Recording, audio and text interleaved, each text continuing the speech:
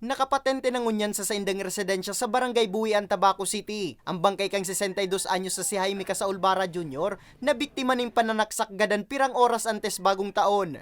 Aminado ang pamangking kang biktima. Pilyo ang sa iyang tiyon urog na kung nasa impluensya ning alak. Alagad bak usubot ini rason nga ni saksa kun sundo magadan ang sa iyang tiyoon. Siyempre kita tao lang kita dahil man kitang karapatan na kumakita kang buhay kang iba, di ba? Ini po paano nakakainom. Sige sanang ulo kayo, dahil man po na hilig na magpagulo. Ang trip niya lang po, bro, baile. Lang. Depensa naman kang aki kang sospek na nakahiling kang pangyayari. Nagkaigwa ning irinuman sin Bara asin sa iyang ama. Alagadulit ang makulit na subot si Bara. Ini ang pinauli na kan sa iyang ama. Alagad pirang minuto sa nang nakaagi, liwat na buminalik subot si Bara. Asin digdi na nagkapikunan ang sa iyang ama. Dahil napigilan ni Papa, nataplong niya na ang tawong ito sa biktima. So time na itong nataplong niya na, di so biktima, malaban. Nagkuamang kibangko para maglaban. Tapos itong time pong naglaban na si biktima, yuminagman po si Papa sa kusina.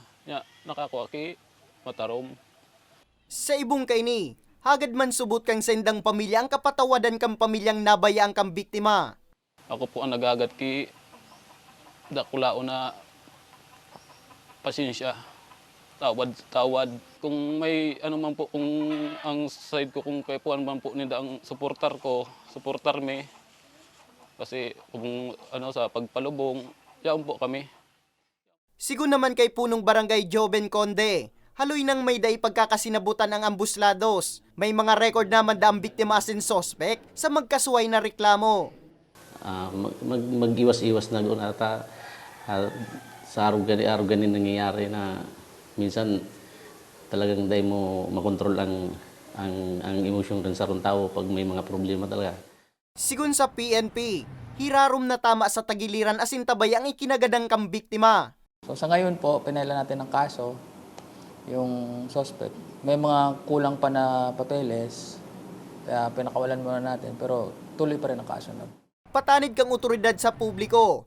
Ibitara ng pag-inom ning sobra asin day pagpahadiyo ng impluensya kan alak. Kung may day man pagkakasinabutan, mas maray subot na iagi na sana sa maray na pag-urulay.